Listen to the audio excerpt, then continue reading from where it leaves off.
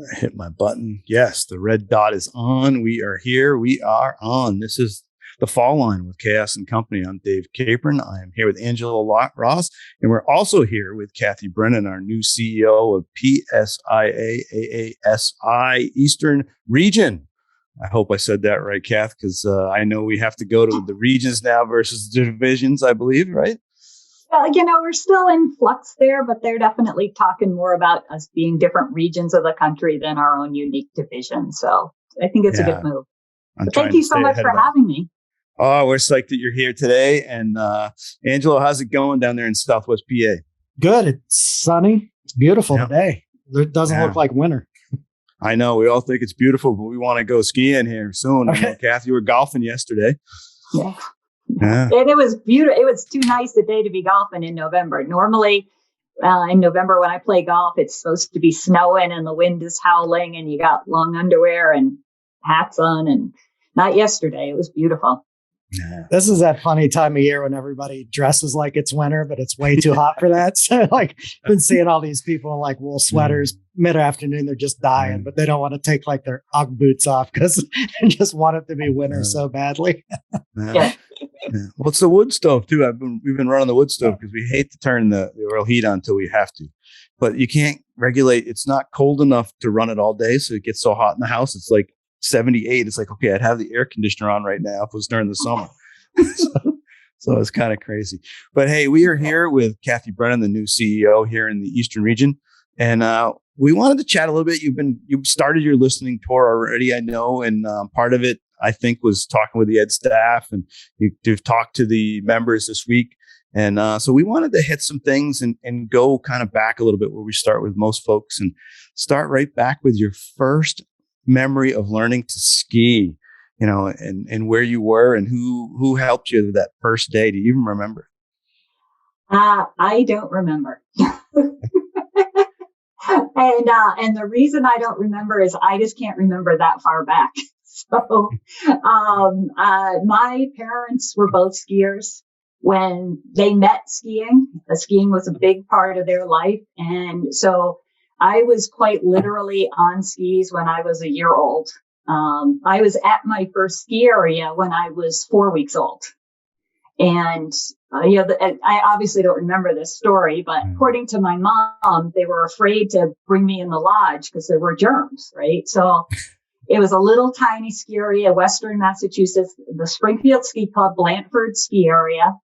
And they would just leave me in the carriage outside. And they put a slalom flag beside me. It was all rope toes, 7 rope toes, little tiny hill.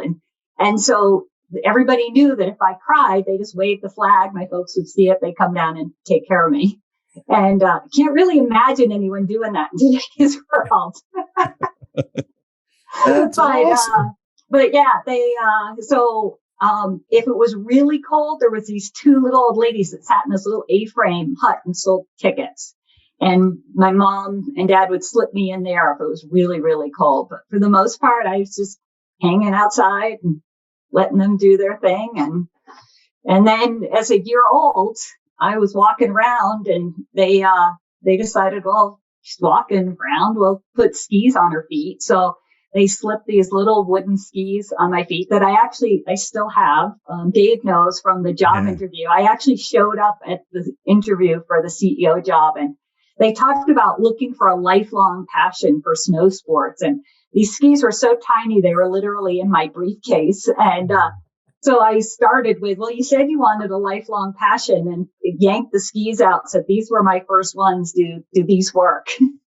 So, but little rubber boots. And again, don't remember the story, but according to my folks, they were such a pain in the neck to put on in the morning that they put them on in the morning and leave them on all day. So inside the lodge, outside the lodge, eating lunch, having my diapers changed, they were just there on my feet. And so I actually, if you guys want, I know, some people listen, they don't always watch you, but I have some pictures. If you wanted me to share some pictures. Yeah. That'd be awesome. It's always some good fun. Can you share so I can share the right? There we go. I think you should have it now. Yep. I got it. Oh, yes. Let's see here. Got here.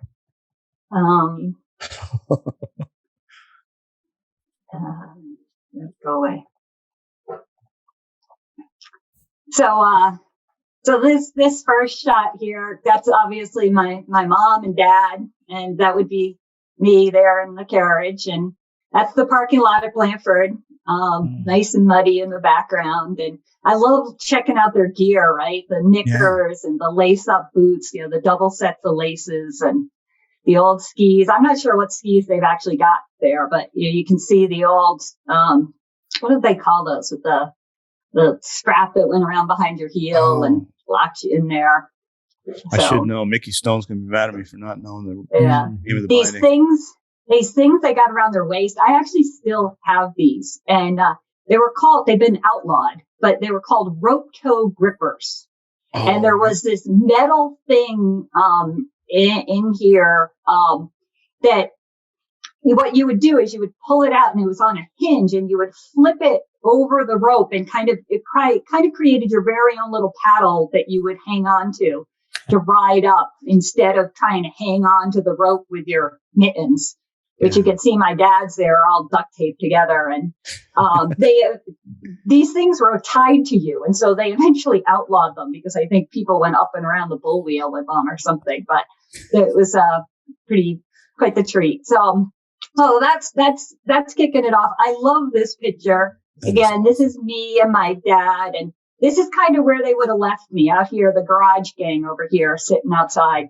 I love the bottle of wine sitting here in this picture on my dad's feet, because that was a big part of the culture for my folks back in the day. So anyways, and this is the picture. This is me on my little skis here. You can see my little red rubber boots. And so if I mentioned it already, I put them in my office. So they're in my office in Albany. So anybody who wants to come visit me, you can check them out, because I still have them.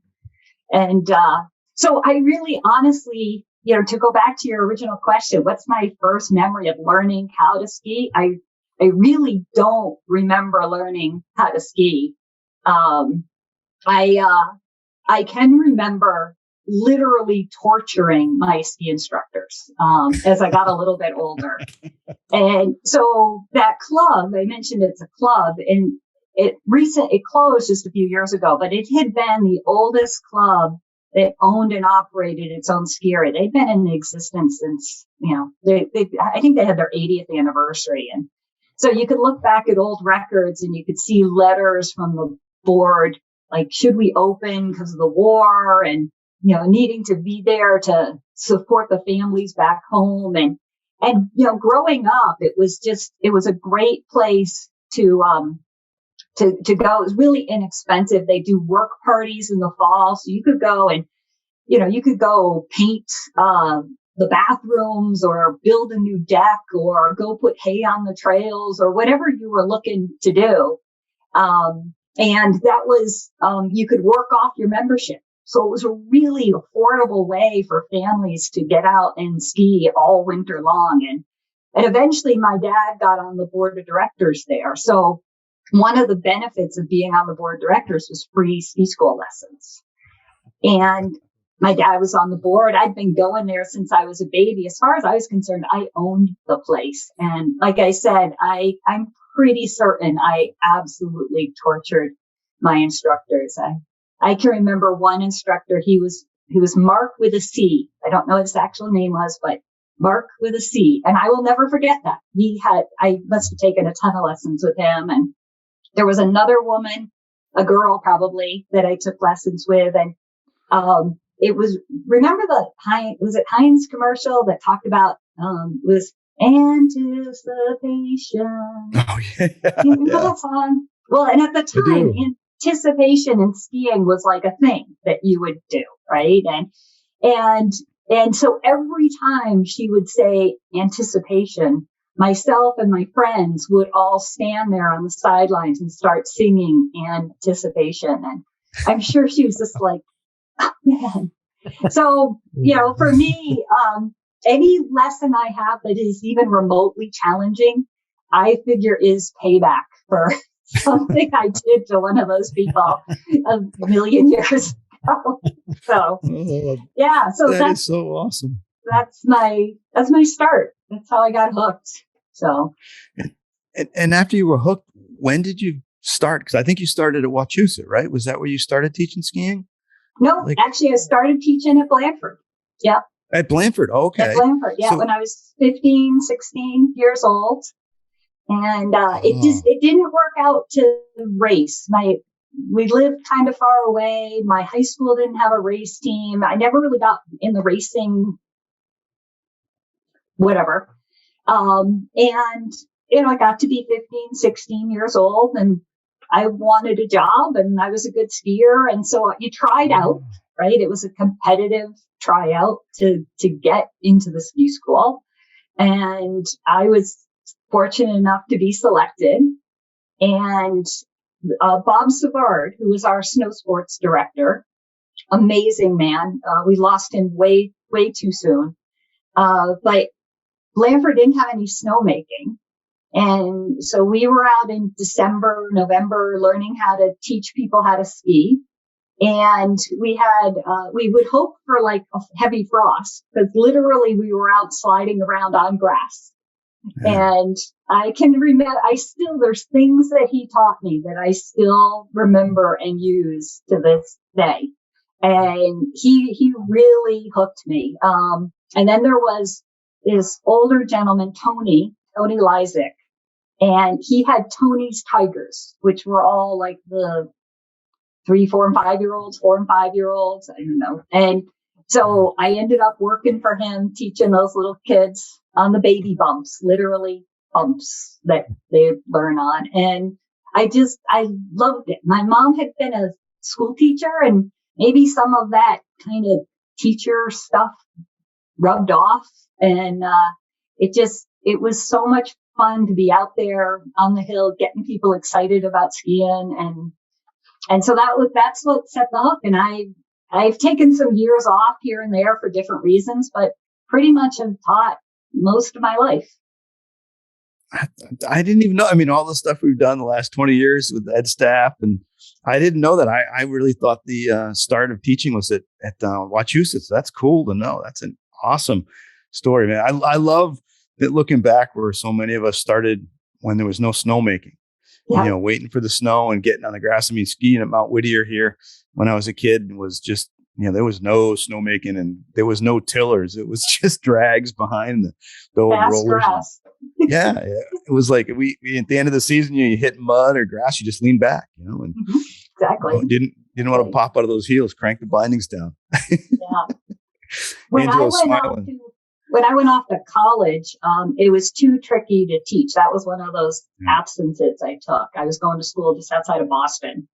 And so I got a job working for a ski shop, which was awesome. I was the first woman they had ever hired to sell hard goods.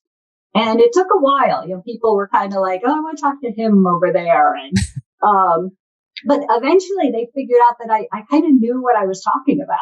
And, having that experience, having taught skiing for just a few years before I got to college, and gave me enough of an understanding about what would be good choices for people for their equipment.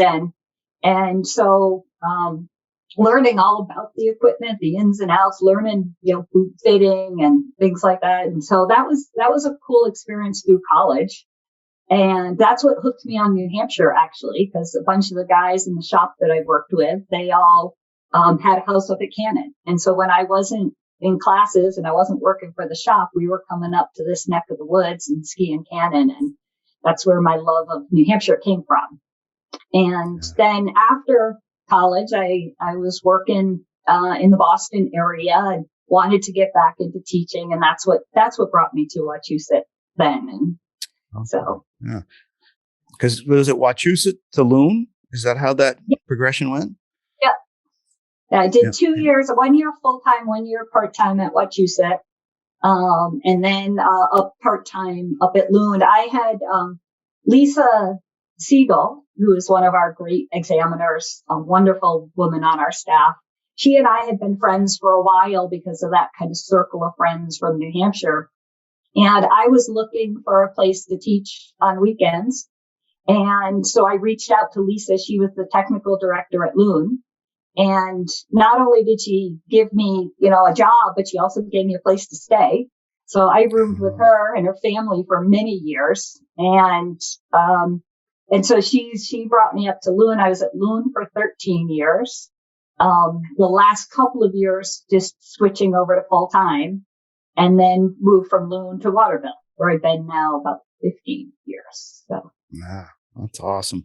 And as you made dev team, we had some fun summer trips to Mount Hood, and we do have some secrets of that. What happens at Hood stays at Hood. There's some things, but but I wanted to ask about the summer trips because I know why I went, and for some personal goals and trying to get, but it kind of, to me, those summer trips when you were on dev team and moving up through the ranks there when you first came on the ed staff was kind of epitomizes how you always are working harder to get better, how you're trying to improve on the snow and off the snow. And I just wanted to ask you about how important do you think that summertime skiing was for you, and how hard you worked off snow and during the off time, which is our summertime.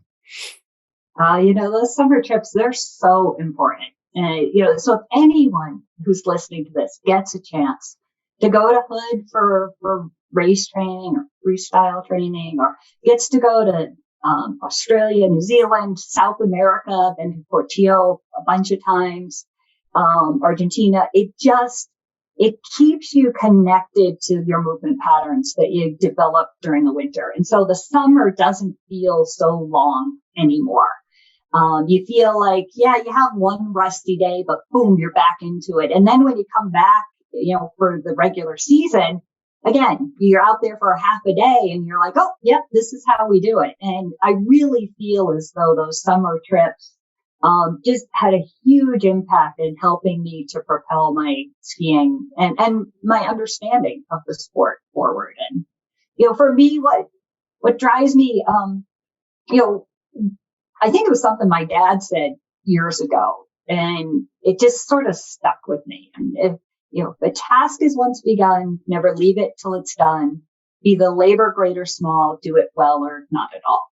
And that's sort of been my approach to things that I tackle. And as a part-timer, even when I went for my level 3 as a part-timer, I was really honestly convinced I was not going to get my level 3.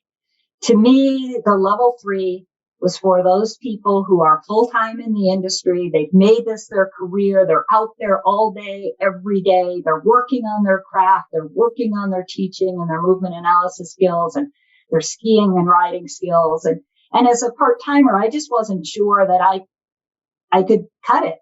And thankfully at Loon, I was surrounded by some great folks, and Lisa Siegel and Matt and Jeb Boyd and Peter Weber and Tom Haas and a bunch of other folks. And they really encouraged me. They really supported my training and thought that, I should give it a try.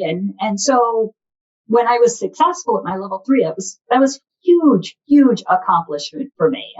But then I was kind of like, all right, well, I'm done. There's nothing more for me. And I like having that carrot out there to keep kind of motivating me to work at it and get better. And so then, they started to talk to me about the idea of trying out for dev team. And I'll admit, I went to a dev team prep, and one of the clinicians at the prep was like, well, why are you even here? You're part-time. And I was like, oh, okay, I guess I shouldn't be here. But undaunted, I decided to go and give it a try. And I was so fortunate. I got selected at my first tryout. I was really lucky. And, but I'm still kind of nervous about being good enough for our members, wanting to be sure I'm projecting the proper image and that I really understand what I'm talking about. And so that responsibility that you feel to do a good job is one of the key things that keeps driving me. So when I made that dev team, I was like, damn, I got to get better at this. And so looking for any opportunities that I could find that were going to help improve my skills and my knowledge. And yeah, so like I said, to anyone out there, it's a game changer. Find a way to do it if you can. Yeah, I miss going to summer. We went, I don't know, quite a few summers there. That was just awesome. And every time I see Dave Gregory's post on his peak performance camps, I'm like, oh, I wish I could go. And it's amazing how sometimes life changes. And you're like, I just want to change this so I can go again. Mm-hmm. Yep. So yep. Never know. Maybe it's in the cards again. And the Portillo trip, I haven't done that. I know you've done that, I think, a couple of times. And that's one I do want to do late August, early September. I've got to try to put that on. And I mean, we tried the big snow trip. We even tried to go to Big Snow, and I'm so bummed out that we missed that with the crew, and kind of bummed out that they're not able to get open yet. So hopefully they can get open soon. But any sliding is good sliding, especially during the summer. And talking about sliding, I know a lot of people out there, I've heard it, taking the CEO job. People aren't going to see Kathy out there probably the 40, 50 days. They've been seeing her the last few years, but I know that you're still going to be doing some ed events, going to be out there a little bit. Just tell us a little bit about what you're thinking about there in terms of, because I know you don't want to get stagnant. You were just talking about, you got to keep going. And, what are you thinking about with some of the ed events? Do you have some choices? Are you going to do some meet the CEO, or are you just going to jump into regular ed events? So I'm thinking of a couple of different approaches. So one of the things that I've been talking about is doing this listening tour, and getting around and visiting all of the different parts of our division. And so I'm in the process right now of mapping out that schedule. I have I'll show you. Hang on a second. She's probably got a big, huge chart and all the resorts. Look at it. There it is. I love it. Visual. That's awesome. Yeah. So I got that picture, and I got my little push pins, and I'm going to mark all the different spots that I get to. And probably I'm not going to get to all of them this year. But the goal is definitely to get around to the division. And so looking at opportunities, we've got the Women of Winter event going on at Wyndham this year. We've got the Women's Summit up at Stowe. Those are definitely two events that I want to get to. But it's also not even just the alpine disciplines, but making sure that I'm out at the snowboard and the tele and the cross country areas in our division. And as I'm out on this listening tour, the goal is to get a chance to talk to not only our members, but our non-members or former members, or talk to some of our industry partners, the patrol or the race teams or the GMs or the owners, and trying to figure out, what can we do as an organization that's going to improve the value to them, and trying to, just gather some information this season to see what we can do in the future seasons to deliver a better set of programs and a better experience as a member. And I'm hoping that a lot of those things are going to happen on snow. I don't really want to travel all around 2 ski areas and sit in people's office. That would not really work for me.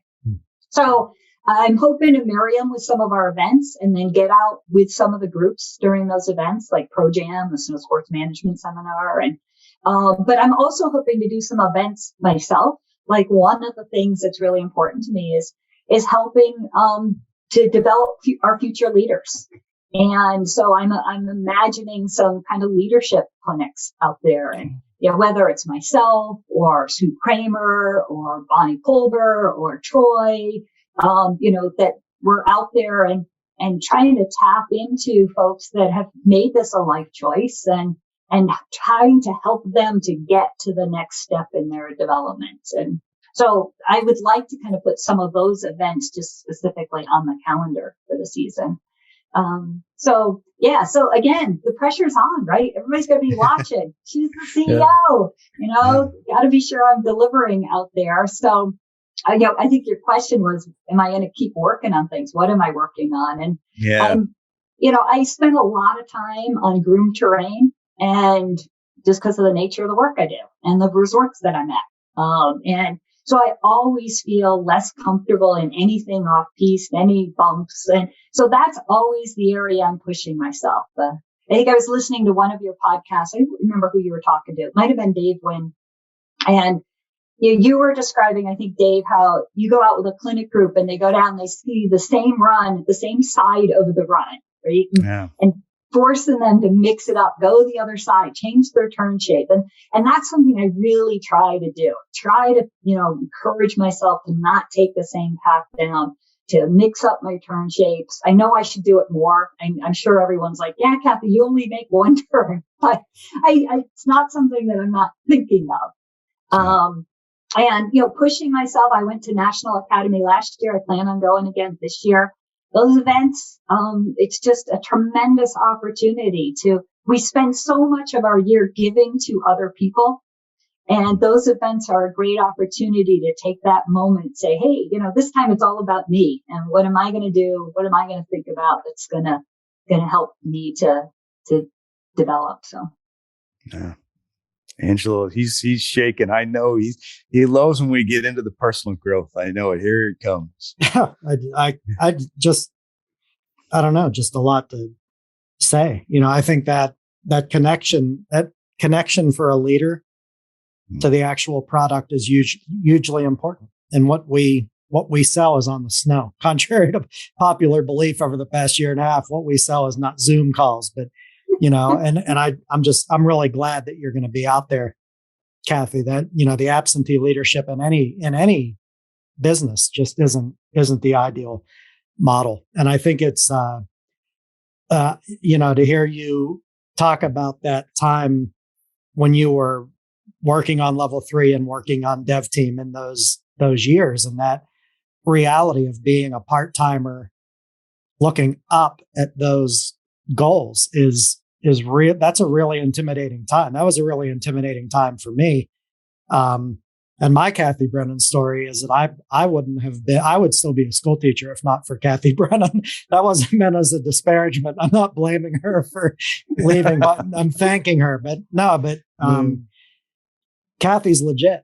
And I just think as a region, as a nation, we're really, really lucky to have her leadership, have your leadership, Kathy. It's just, it comes from a real place, and some of the people you mentioned who are full-time and have made that commitment, that was huge for me. So she, if those of you who are listening, who haven't met Kathy, if you get the opportunity, you should take it. And now I'm going to put the plug in, because I don't know where you're going to be on January 8th and 9th.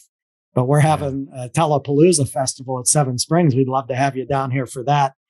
And I know you got certified. Speaking of legit, right? Real deal, Kathy, for all she's achieved in Alpine. You can talk about this, Kathy, your telecert a couple of years ago, just to push yourself. But we're having a big event down here in early January.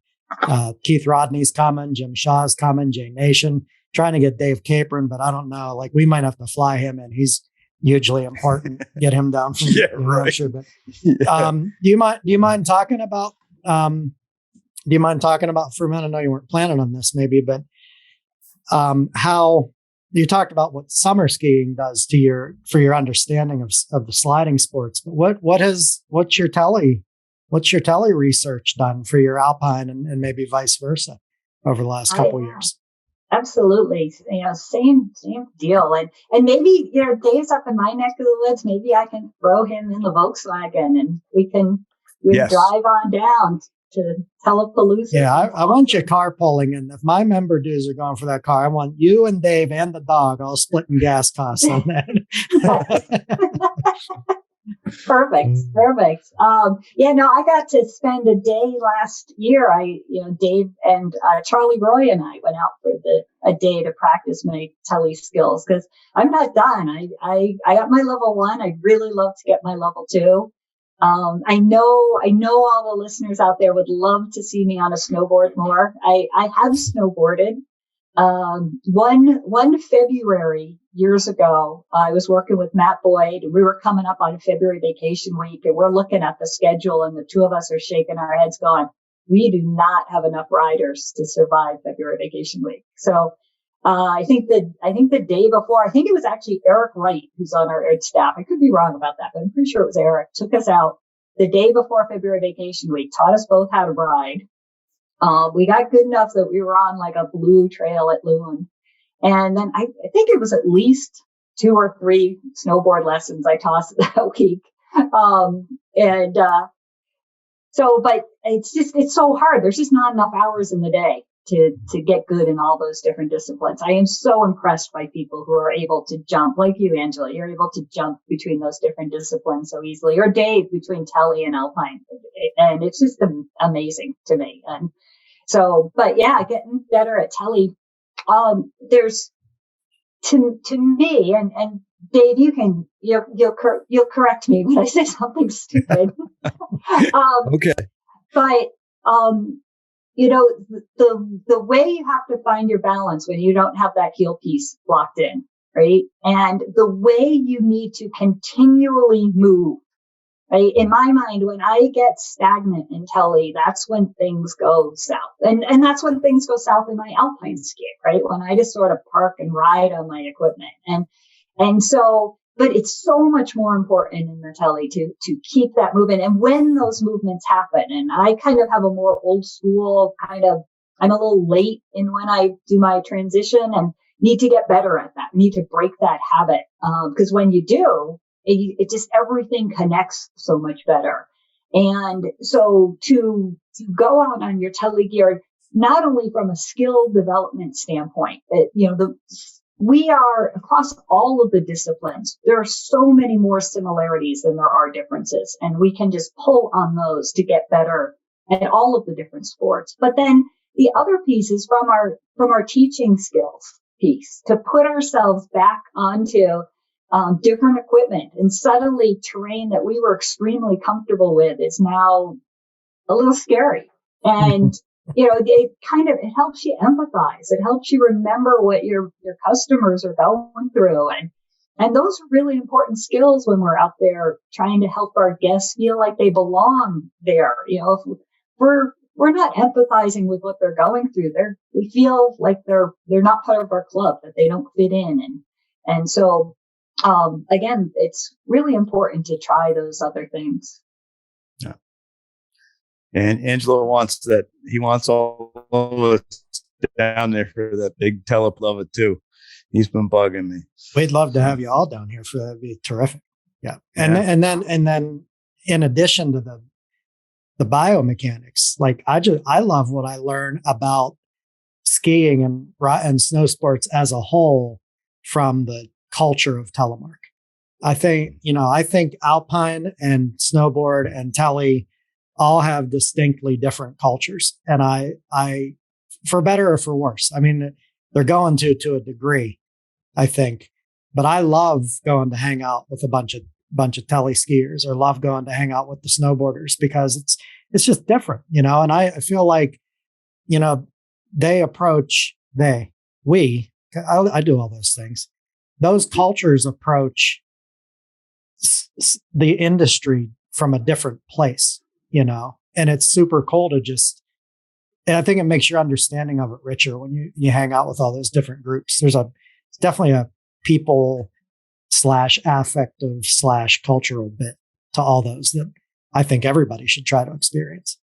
And that kind of leads right into Interski, Angelo. I mean, that's something I want to talk with Kathy about, because Kathy's, on her own, been a delegate at the last 2 Interskis, and not a lot of people do that. And you went and did that, and not just the cultures here all of our disciplines go, and all the disciplines from the other countries, but it's worldwide.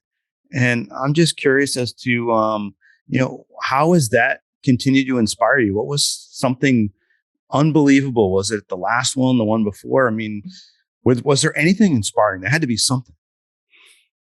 Another great event, if you ever get a chance to participate in it. Like you said, Dave, I've been to 2 of them. Actually not back to back.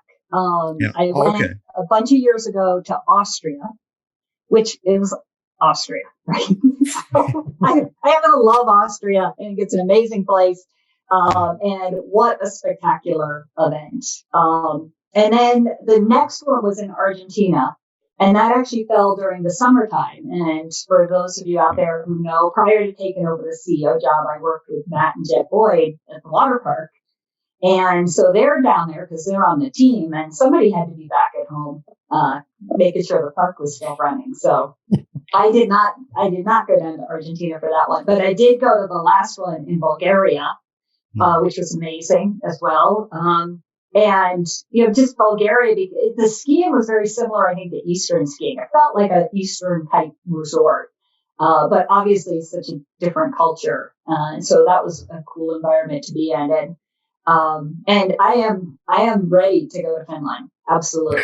Sign me up. I can't wait to go to Levy. It should be spectacular. That was definitely a question I had. Are you going to Levy? Yeah. But that's awesome. Things that I took away from it, each of those two experiences was very different for me. And it's an amazing opportunity with all these different nations coming together, all passionate about skiing, and so there's great fun, and you have these great sessions that you go to as a delegate. You get to go, and it's not about your own skiing. It's not like going to a pro jam or a national academy where you're going to go out with someone and they're going to make you a better skier. It's if anyone goes thinking that, you're going to be terribly disappointed. As a delegate like myself, not a team member, you spend a lot of time watching the teams ski when they're doing their demos. And then when they run their sessions, often the sessions are huge groups. You might be in a group of 20 or 30 people, all moving down the hill. And they're sharing with you kind of the things that they believe in terms of teaching their discipline. And so it's really about that share and exchange, and not about your own skiing improvement. And so what Austria did for me, which I thought was really important, was to get a chance to go out with some amazing folks from incredible alpine nations, the Swiss and the Austrians and the Germans, and to listen to how they approached a beginner lesson. And I was really surprised at how some of the nations really had an edge pressure focus, put people into that big breaking wedge and press on the leg. I mean, one country even, you put your hands on your leg and pushed on it to get that ski to come around it. And what it really required me to do is to ask myself, what do I believe in? The American system is different. We focus on the smaller ledge and flatter skis, you guys know, and leg steering. And so I really had to ask myself, well, why do we do this when these other amazing alpine nations are taking a different approach? And for me, to think about how a student progresses. And, absolutely, that big wedge and pressing on that edge, that will make that ski come around. No doubt about it, right? But then you end up with that hard edge. You end up with your feet being away from you. And so how often do we see people that have that little stem or that little press that's as part of every turn because they want that little safety mechanism? And for us, if we can get somebody going with that smaller wedge and the leg steering, that move from those early turns into a parallel skier is so much more fluid. It doesn't get caught up with some of those racy, more difficult moves, right? So so to be able to decide what was important to me, but then to be able to defend it. Say, this is what I believe in and why. And don't get me wrong. I mean, if I have a big group of kids or an international group and one person in that group is really struggling, they're just not making these nice flat turns, I will have them go into a wedge and push on that ski because they might then be able to keep up with their friends. And they might actually decide that they like the sport versus giving up. And I could always fix them later. But that's not, after that experience in Austria, that's not my go-to move. My go-to move is to promote, like I said, that flatter ski, the narrow wedge, the leg steering, the turn to a stop. And so that was a cool thing for me to process and realize. Nobody told me that. Nobody gave me that information. It was just something I took away from that experience and decided. And another really big takeaway I took from the Austrians was they were talking about training young kids to race. And they were describing that they put the race courses on flat terrain. And the reason that they do that is because they want to teach those kids to seek speed, right? They want them driving for that finish line. And so often, I see it here in the East, our race kids are on, the steeper the race trail, right? And they end up with those defensive moves, right? That become part of their habit that they've got to undo.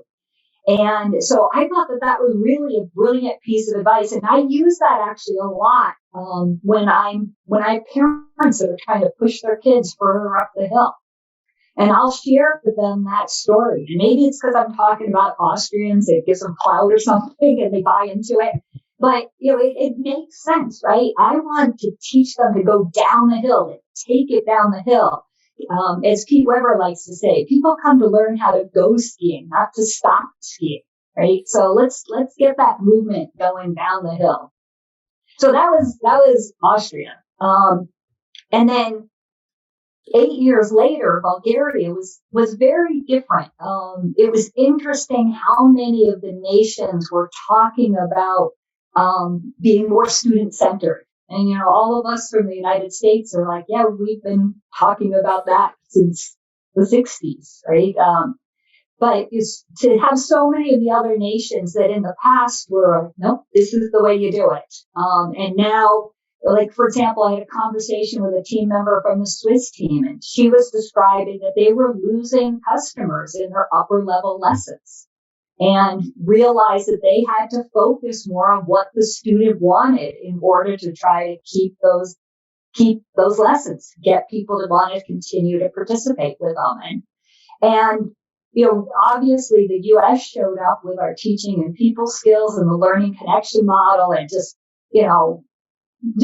knocked it out of the park. It just was such an impressive program, created so much excitement and energy. And and it was the right time for it. Everybody's really starting to think about that. And so it was really cool to listen to those different conversations, to hear about those things. And I shared a conversation. I can't remember who it was with now, but I was describing something that we put in place in Waterville a couple of years ago is I had always learned when you were teaching that you would teach to the slowest member of the group. And one of the things we did a couple of years ago at Waterville is we made the conscious decision to teach to the majority of the group while ensuring that everybody stayed safe.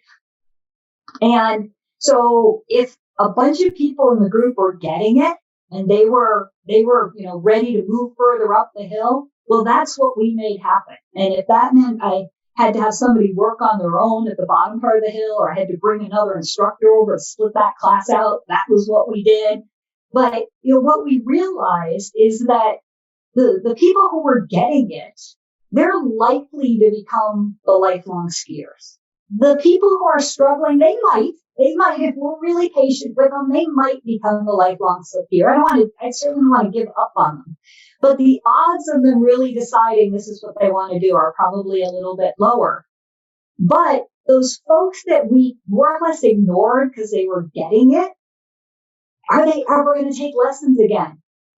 Probably not, right? Because we didn't engage them. We didn't connect with them. We didn't allow them to do the things that they wanted to do to make the strides that they needed to make.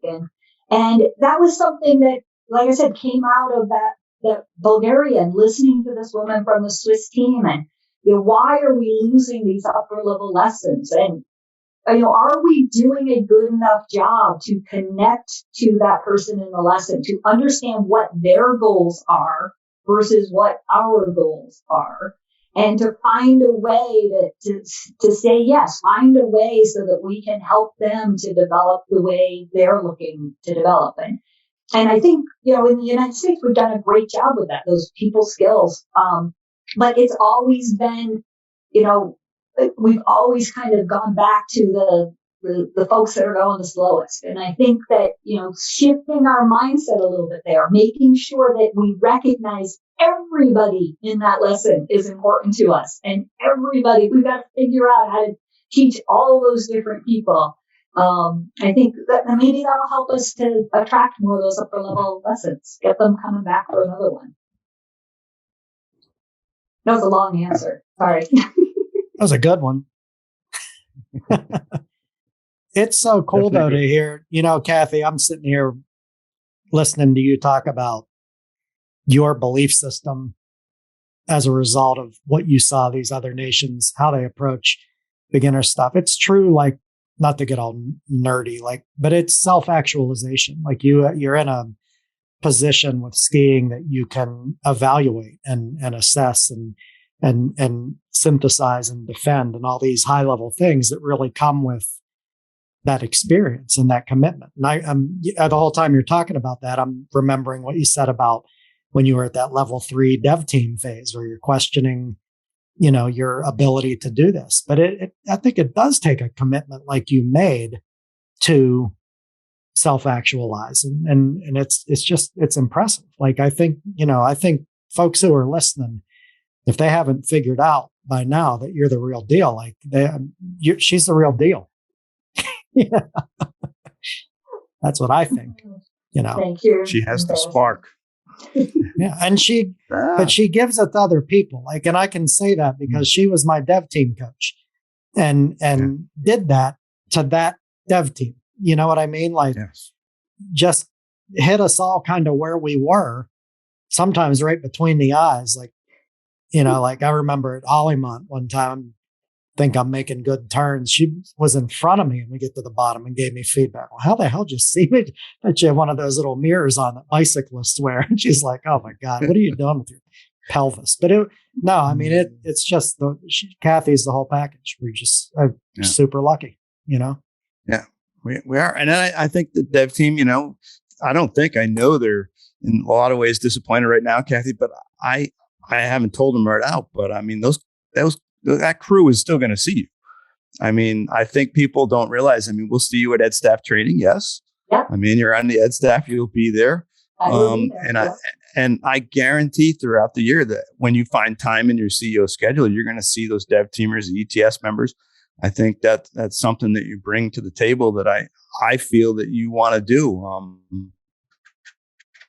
And that's why I want to put a disclaimer on it so no one out there holds you to anything. That I'm just curious, like you probably have some thoughts. I'm pretty passionate about our staff. Our staff's pretty cool. A great room to sit in with the Alpine, also with the Telly. We have great snowboard examiners and Ed Staff and dev teamers and on the adaptive cross country. What are some of your wants, your desires? Like I ask in terms of like Interski. I know it'd be awesome to have an endless budget and say, hey, I'm taking 10 people to Interski. I want them to go to Levi. And I know that's not necessarily unless we hit the mega bucks here. But are there some thoughts in your mind of like, how can I develop things for our staff to have some of the experiences I went out and did? How do I encourage them? How do I create things? Is there some thoughts there? And nobody out there, our listeners, should hold you like Kathy said on their podcast, she's going to do this. I'm kind of thinking dream world. Like, what would you love to do with some of the staff if you could? Well, yeah, you mentioned Interski. A year ago, I actually gave like the Interski application package to Waterville Valley. Because honestly, I think it would be a great place to host it. And people in the States have tried to host it before, but it was always a big challenge, because you go to these other countries and it's actually, those events are funded by the government of the country. And if we were to do it here in the States, it would really be a resort taking on the cost of that. And I'm sure it's not, I'm sure it's a big deal to do that. But I really think that because Waterville Valley, because of the nature of the hill and because the resort kind of owns the whole little town there, but maybe they could actually make it fly. So wouldn't that be cool if we got an Interski back in the United States? So, but that's big dream and stuff, and things I have zero control over. So, but Just the little things for the staff and members. I would like to see if I haven't talked to Michael or Robin, but I would love to see if we could put another staff trip back down to Portillo. I think that would be a great opportunity for us as a staff to train. I know the folks who did get to go got so much out of our time that we spent down there. And it's not an inexpensive trip. It's not something that, everybody can choose to do, but there's ways you can make it more inexpensive by opting for more rustic lodging and meal options and things like that. So there's ways that you can do it. And so something like that would be cool. For the members, one of the things that I would love to try to find is, thinking about our next core group. And I think back to my development coming up through the ranks, and, Pro Jam was a huge event for me. I loved it. It was worth it to me to take a week of my vacation to go and ski. And I was surrounded by like-minded people, similar age and similar interests. And we just, we had a ball, and the incentive was to go back again and again. And I think, part of the challenge right now is the group that, like me, who's been doing that for years, right? They're getting a little bit older. Let's just say it. And so when our younger folks go, they have a blast. You talk to them, they've had a fantastic time. But are they surrounded with people of their own age and their own interests, like I was back, and like all those people that are in that room right now were 30 years ago when they started doing that? And so I'd like to come up with a next core event just for them, that in 30 years, they're going to be the old people in the room, and we're going to have to find something new for the new batch that's coming in. And, we've tried some things. I proposed something a couple of years ago, like over spring break. And, just targeting that next core age group in just a couple of days, but word didn't get out. I don't know if people didn't hear about it or just the timing wasn't right, but I would really love to, as I'm part of this listening tour, I'd like to find out if there's a way we could make an event like that work for them. Because I think that helps create that sense of community, that sense of belonging, the connection to our organization. And, you go, hey, that was an awesome event. You bring a couple of friends with you the next year. And then the next year, they all bring some friends. And it builds upon itself. So that's something that I'd like to see happen. I had a couple of other ideas. I told you I had taken some notes, but I don't know where my notes are right now. That's okay. I think that's a bunch right there. I just want people to kind of get the perspective. I think you have a very open mind as you've talked, as you went through the interview process and through the discussions with the staff and the members, that, things will evolve. It's like, this isn't set in stone. You have a plan, but the plan has room to grow, or as you find things out, or what we can functionally do. Because sometimes we have dream world of like, we should do this. And then when you look at it, it's not always that easy. And we found that a lot with our e-learning and some of that. And I know you might have some thoughts there, but that's a challenging format for a lot of us. I know for me here, like just Wi-Fi wise, to do some certain things. Mm-hmm. But is that going to be somewhere we explore as a region, some of our e-learning stuff and other formats off snow? Do you foresee some things there growing? Well, yes and no. And the reason I say that is because I think one of the things that we've learned over the years is to do the things that we're good at, right? And so maybe that the e-learning piece is us partnering with other people that are the experts, but we've got to be careful when we start venturing down some of these avenues, and that, there are probably better people to be talking about some of these topics than us. And, as an example, I think in that education, the exercise program that was done last year, exceptional program. What was it? 5 weeks and we had a bunch of different people sharing ideas. Stu Kramer, Josh Hagen, I think Margie King was involved in that. And, Margie King is an example. I can't remember her exact title, but besides godlike, in her knowledge pretty of much physical therapy and the body and skiing and movement. But to get exposed to someone with that kind of knowledge of how our body works and also of how to ski or ride is so valuable. And it's just, I can remember talking to students in the past about, they wanted to be able to ski on one ski. And I was like, well, can you stand on one leg in your sneakers and flex and extend and not fall over? And, because that's step one. Because if you can't do that standing in a barefoot or in a sneaker on flat ground, not moving down a slippery surface and flex and extend, then the odds of being able to do that while you're skiing are pretty minimal, right? But then you talk to someone like Margie, and she talks about how the body is all interconnected and these little tiny, I've got a bad knee and a bad shoulder and a bad foot, and all of that affects how I stand. And so therefore affects how I can release and engage a ski.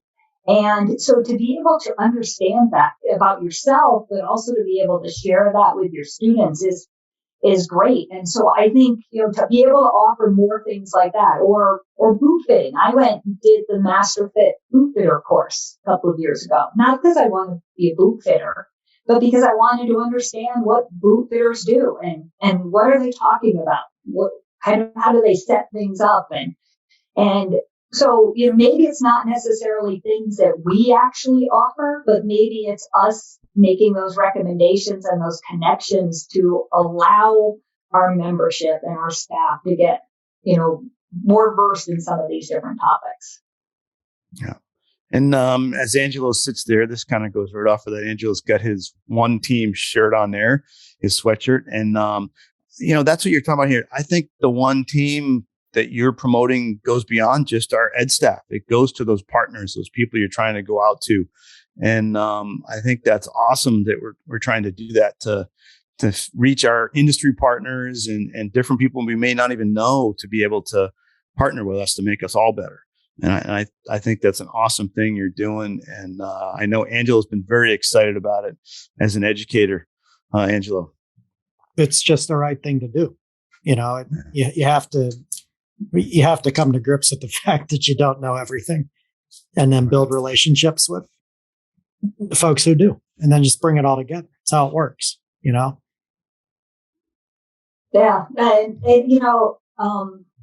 one of the events I did, it's a couple of years ago, I think, or last year, it's all a blur, but, we offer a member customized event.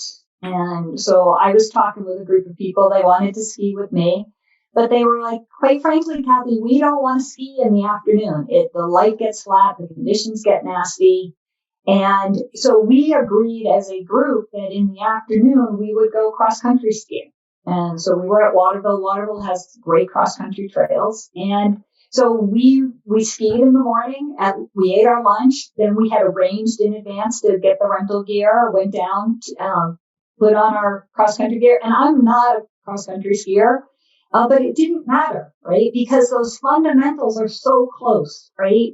And so we were able to take things we've been working on the hill and translate that onto cross-country skiing. And then the next morning we got back on our skis and we were able to take, the movements, the skating movements, the striding movements, the balancing movements, and apply those back into our skiing on the hill. And not only was it an amazing educational experience for everybody, we had a blast.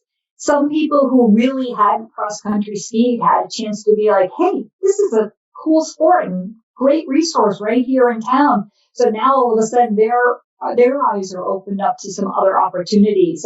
And so I would like to see more kind of crossover opportunities like that, where we get different ed staff people from different disciplines working together, that we offer kind of these multidiscipline options. I think, there's always challenges of equipment and staffing and things like that, but we are all part of that one team. And the more we can work together, the more we can see those similarities, the more fun we're going to have.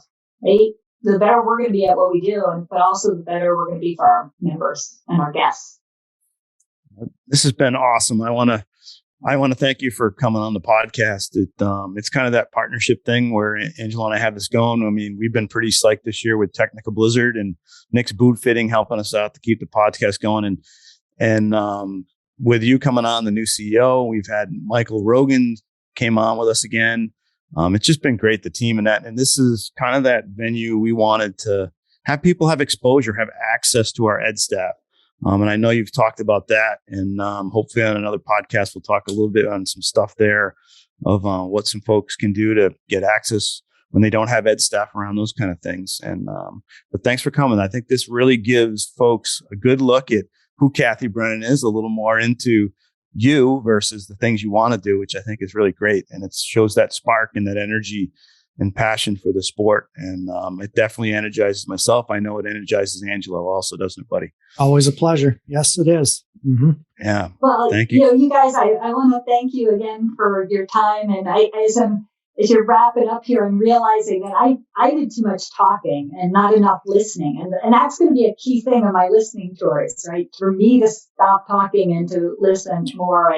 And I know that all of the people that listen to your podcast, they love hearing your insights. And so thanks for letting me ramble on. Feel free to edit as necessary. And but this has been a great opportunity to kind of share and a little bit of my background, my personal history, and some of the things I believe in. And to all the people that are listening to this, I really hope I get a chance to ski or ride with you this winter. And please reach out to me. And I promise I will listen more than I talked. And love to hear what you're thinking.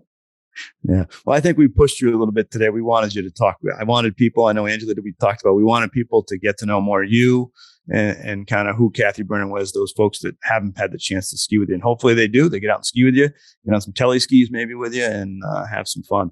But thanks everybody out there for listening. This has been The Fall Line with KS and Company. And also big thanks to Technical Blizzard for sponsoring the podcast this year, making things happen. And also Nick's Boot Fitting over at Mount Snow. Get your boots fit. We're getting close to ski time.